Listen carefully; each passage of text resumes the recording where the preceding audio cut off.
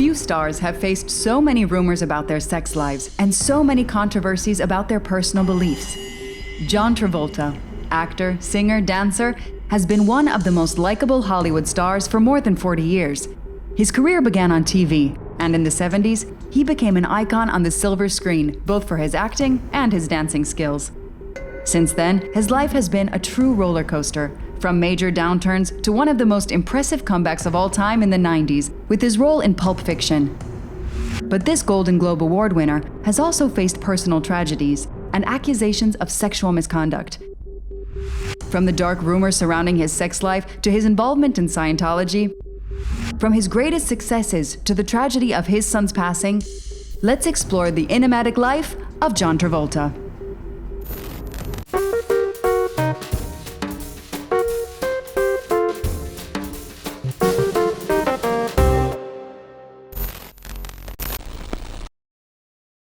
Long before his troubled years and the accusations made against him, Travolta grew up in a loving family. He was the youngest of 6 children. His parents were no strangers to the entertainment industry.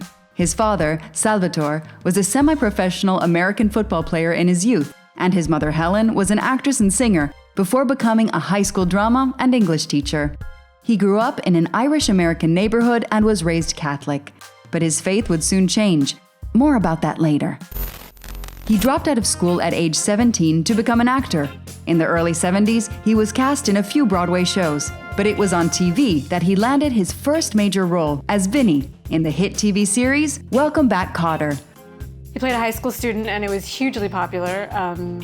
It was the kind of show that had t-shirts and lunch boxes and all sorts of merchandise that went along with it. Made him a huge star, and he appeared on the cover of all the teen magazines that no longer exist, but the magazines and the posters and everything at the time, and he sort of became a heartthrob to teenage girls around the United States, and it really sort of blew him up. The movie industry soon noticed the young actor, and he was cast as a supporting actor in the cult classic Carrie, directed by Brian De Palma. But immense success was right around the corner. It was the lead role in the 1977 worldwide success Saturday Night Fever. This movie portrayed the disco nightlife culture of the 70s and allowed Travolta to showcase his talent for dancing. It's really interesting because he didn't have formal training really in acting, singing, or dancing. It was just all sort of innate and something that he wanted to do and was, immediately good at. He became an instant icon and was even nominated for an Oscar, making him, at age 24, one of the youngest performers ever nominated for Best Actor. I was so happy to be nominated that to get up there and actually, at that point, to accept an award may have been too much for me. Now it's not. I can very easily get up there and take the award, but then it was different. And the film made what would be now over $1 billion in the box office, which is really hard to even comprehend. I mean, you could say someone came out of nowhere like maybe Jennifer Lawrence, but that doesn't even compare to kind of how big he became almost overnight. But Travolta's career would take off more, since an even bigger surprise success followed the very next year, Grease.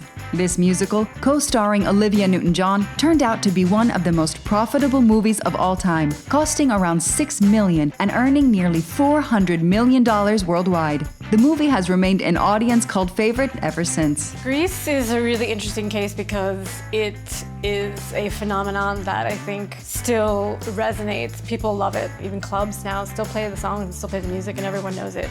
His other big movie of the year was the 1981 Brian De Palma-directed thriller Blowout. This true cinematic masterpiece, often regarded as Travolta's best movie, ensured his status as a major talent, at ease with both drama and comedy.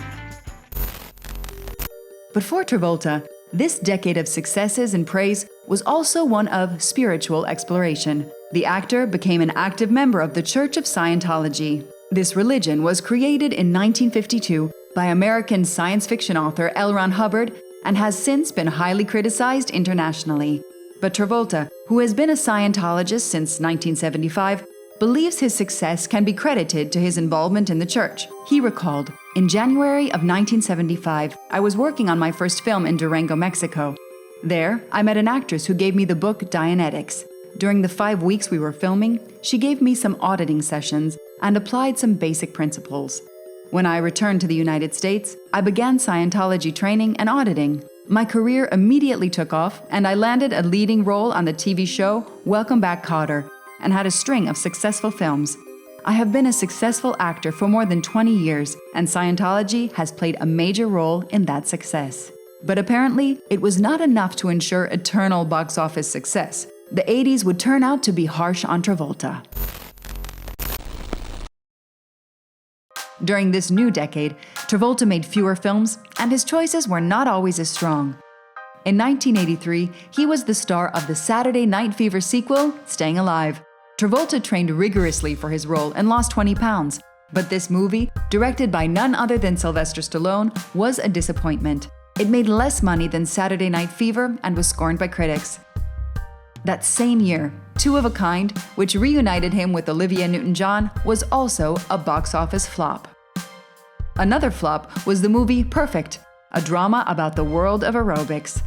He acknowledges that he's made a lot of bad choices, which I think is really kind of funny and shows that he has a sense of humor about his career. And he jokes about it now, but at the time, he was really going through a drought.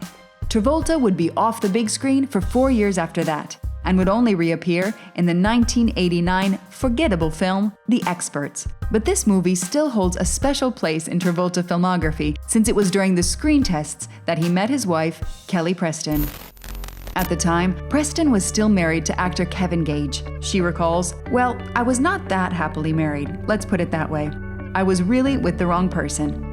Once Preston was single, she and Travolta started dating, and very soon, on New Year's Eve 1991, Travolta got down on one knee inside the Palace Hotel restaurant in Gstaad, Switzerland, and with a 6-carat yellow and white diamond ring, he proposed to her. One thing the new couple had in common was their religious belief in Scientology. And it has often been rumored that his wife was even more involved than him and was the main reason the actor had never left the church. Kelly has been involved in the church for many, many years, and she is very much a spokesperson for the church. She does a lot of press and talks about how it has helped her. And from people that have left the church, they say that she's really the one who's most involved and most supportive of everything that the church does in its mission. Time magazine published another rumor about his involvement in the religion in 1991. The cover story titled, "The Thriving Cult of Greed and Power." In the article, a former Church of Scientology executive director alleged that Travolta was wary of leaving the faith because he feared the church would publish detailed revelations of his private life, including homosexual behavior. These claims were reiterated by other Scientology defectors in 2013. And a former church official, Marty Rathbun, claimed that he worked with Travolta's attorneys several times to keep allegations about Travolta's homosexuality out of the press and resolved lawsuits against the star. It's understood that the way the church works is that he would need to go and have these sort of, confessionals to the people in the church, and so allegedly they have all this evidence on him that he doesn't want out. Aside from the rumors that have been in tabloids and the lawsuits, it's sort of been an open secret, I suppose, in Hollywood that several other celebrities have said, look, we know he's gay, it's fine, and he's obviously never said anything about it, but it's sort of been this, open secret that everyone's been dealing with for years. The shining image of the star was damaged because of this involvement in the church, and those rumors about his alleged homosexuality never stopped following him. But it didn't keep Travolta from making a little comeback in 1989 with Look Who's Talking. This comedy about a talking baby was a massive hit out of nowhere and put Travolta back on the map temporarily. But the 2 sequels to this movie didn't do as well, and Travolta's career was back to a low point. Another passion helped Travolta get through those years of turmoil. He has been an aviation enthusiast since his childhood and began flying lessons in 1970. All of the money he earned from acting went toward earning his license. I was probably 7 when I decided to become a pilot. I was 15 when I started taking lessons. I was 19 when I soloed. I was 23 when I got my first license, and 25 when I got my first jet license. And I now have accomplished about 11 jet ratings, including 2 airliner ratings. Travolta mentioned that he flew over 300 hours a year. I fly almost every day. I fly from a low of 3 times a week to a high of 5 times a week. I'm really flying quite a bit. He owns several airplanes and even used to own a Boeing 707. He was involved in a near-death accident, actually, back in the 90s when the plane that he was flying lost all of its electronics, like everything went out, and he had to do an emergency landing, which with no controls. I mean, he did it with like a hand compass and a flashlight, allegedly, because everything was completely out. So, he's quite a skilled pilot. Travolta even takes part in many charity missions on his Boeing 707. He flew to New Orleans after the 2005 Hurricane Katrina, bringing food and medical supplies. We're here, we've just arrived, we're unloading the food and the water and supplies. The Freeport Community Center is open for receiving goods for everyone in need here. We can't get enough volunteers, so please, I inspire you to come down and help. But acting was still in his blood, and he was waiting for an important director to take notice and explore his full potential. Weren't you joking about how many comebacks you had? You were counting. This is comeback 6 or comeback 7? Sometimes it's 6, sometimes it's 7. Tom Hanks says it's my 101st first. In 1994, the most spectacular and unexpected comeback in Hollywood history took place. Travolta starred in Quentin Tarantino's classic film, Pulp Fiction. Travolta himself admitted that he wasn't expecting to be back on top of Hollywood again prior to Quentin Tarantino calling him with an offer to do Pulp Fiction. Well, this is the best cast I've ever worked with. I mean, so, it's an honor to work with terrific actors.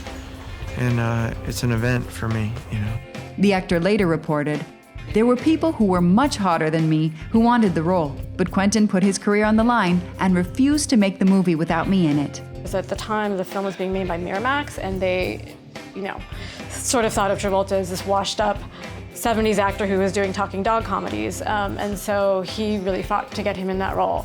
And that role brought him back as a respected actor, as someone who could do a gritty film, who had a depth and a range that hadn't been seen on screen for about 10 years. That movie sort of just, brought him back, and obviously the cultural impact of that film was huge. The indie movie grossed more than $200 million at the box office, and Travolta was nominated for an Oscar. The actor was, at 40 years old, more powerful than ever. This success was followed by another hit, Barry Sonnenfeld's Get Shorty. The film gathered strong reviews and earned him his first Golden Globe for Best Actor. Other box office and critical successes followed: Broken Arrow, Phenomenon, Michael, Primary Colors, and Face Off. What do you think about this whole Travolta mania? I mean, you experience it now the second time that you're like the biggest star in Hollywood. How does it feel? It feels great. It's just a matter of getting the right movies, His 90s career was just sort of a list of the who's who of the best directors. He worked with John Woo, Costa Gavras, Nora Ephron, the Cassavetes, Terrence Malick. At that point, he was really at the pinnacle of his career, and basically everyone wanted him for not only his screen presence, but also because he had, once again proved his chops as an actor. By the end of the 90s, Travolta had done what very few have done before or since: launched a second career, even more successful than the first one. I never thought I would be busy at this age. When I started out, you did a movie a year, maybe every 2 years. I didn't realize that I would grow up and do 3 movies a year, but that's fine. I'm from working class background, I can handle it.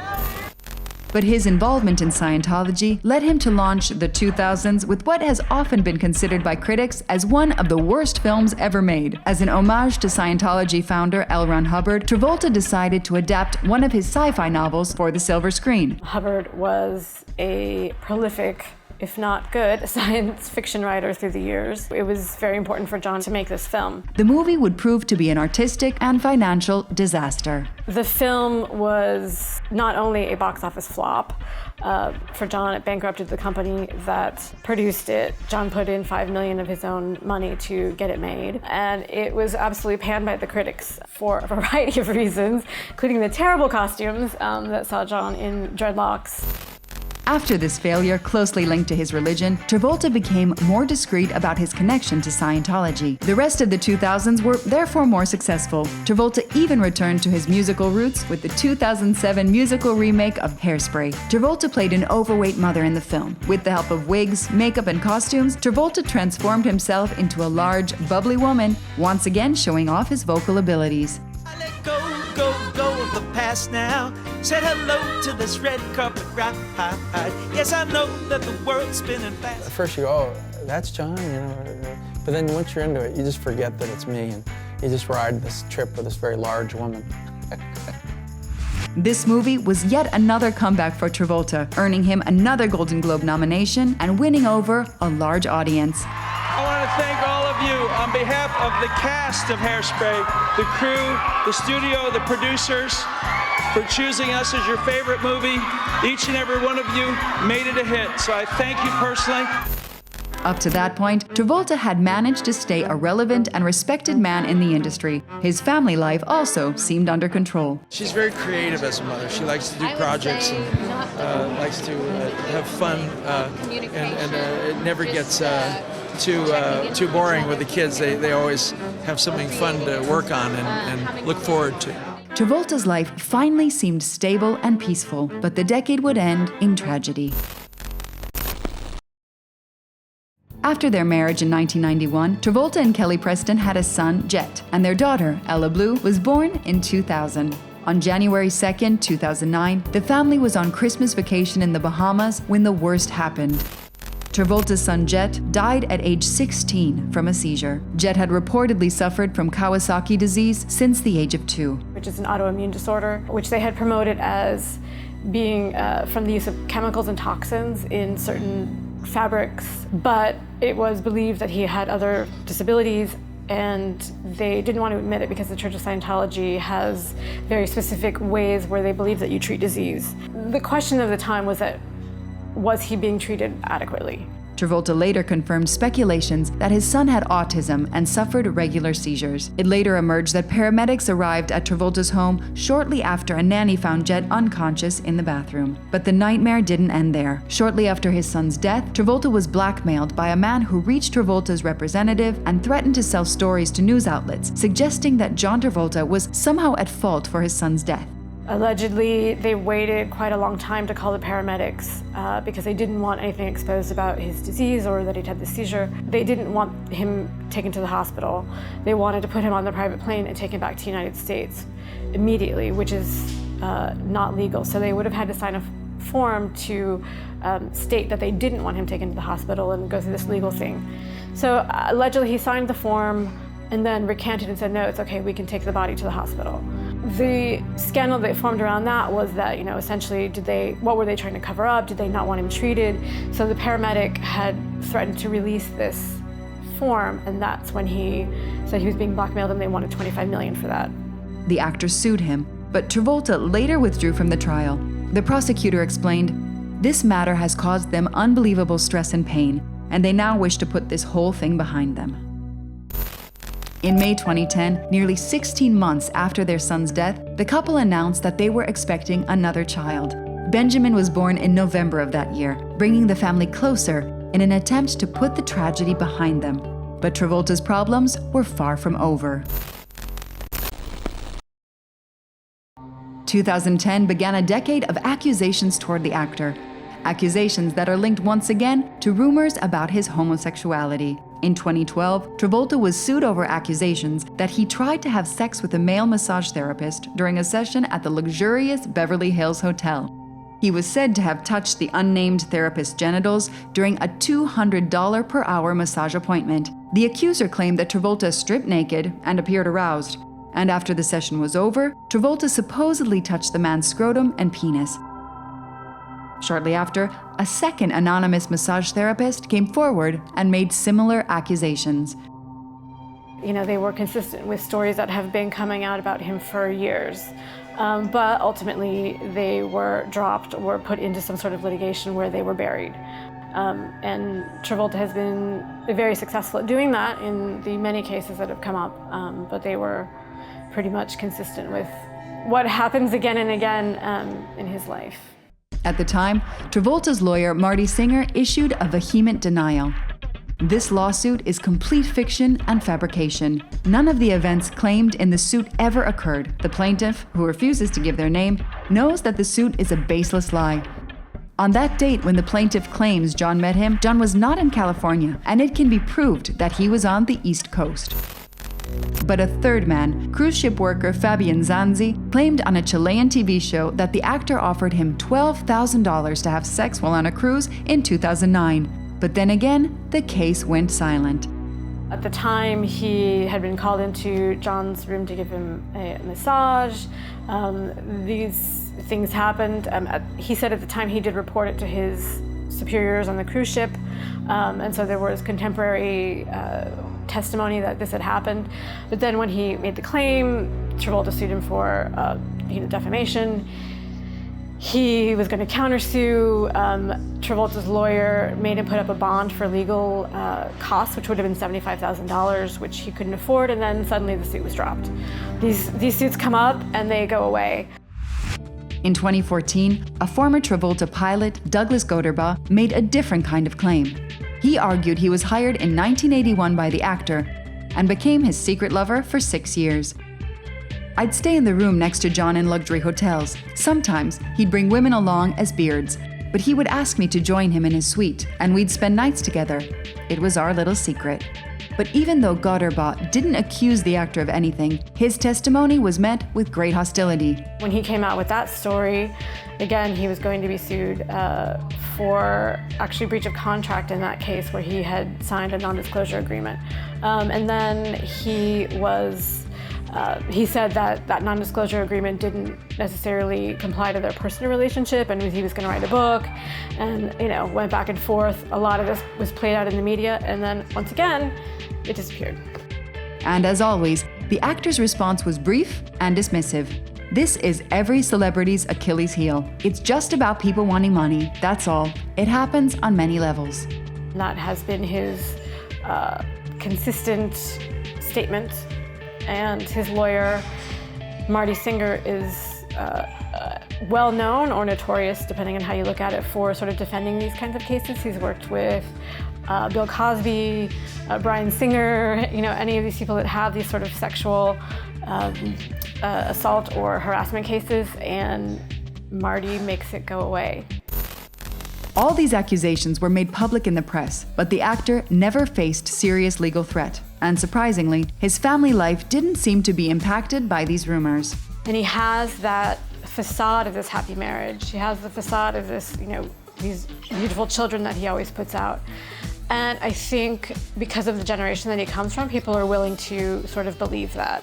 And so he's still sort of managed to keep all of it under control, and is still well respected by people. They also shared a lot of information on social media about them traveling together and them taking trips. They're a unit, and it's hard to describe sort of how they work together, what the root of that bond is, but they are publicly together and support each other as much as possible.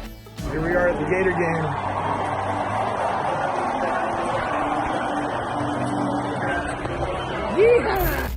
And even though all these accusations were made, he was still able to work constantly. He has managed to stay likable to the general public, even though many of his movies in the late 2010s have been unnoticed. Oh, he shaved his head, he wore these terrible wigs for years, and was quite well known. He shaved his head and just went with it, and people still love him. His career, not so much. Godi, his mafia film released in 2018, was poorly reviewed and considered by many as a new low in Travolta's career. It'd be on par with Battlefielders as one of the worst movies ever. That was another passion project that he had put his own money into and tried to get off the ground for years. Around the world, just sort of got terrible, terrible reviews for being not only poorly acted, poorly directed, but also being very pro-mafia and very sympathetic to someone who was a known killer, so it was pretty badly panned. His only acclaimed acting credit of the decade has been in the series The People vs. O.J. Simpson, in which he plays famous lawyer Robert Shapiro. The series debuted on February 2nd, 2016, and later that year, Travolta received a Golden Globe nomination for his supporting role.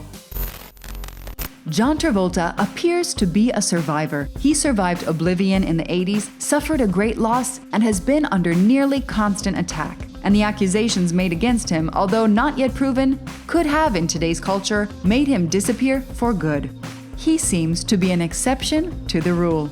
Again, he's maybe one of the last real movie stars. I don't know that we have people like that have such a cultural impact again, that can sort of blow up and really be movie stars. I mean, I think that love is still there for him. Also, being in Greece, which is so such a cultural touchstone and so beloved by people, that passion is still there. John Travolta is unique. Everybody knows the rumors surrounding his sexuality, his involvement in a much criticized religion, the accusations of sexual misconduct and assault made against him. But his image still remains closely attached to his most successful movies: Saturday Night Fever, Grease, and Pulp Fiction. Whatever the gloomy reality might be, Travolta remains a passionate actor and fascinating dancer that people like to think about with nostalgia for their teenage years. His career seems to be back at a new low, but this comeback specialist might surprise us once again.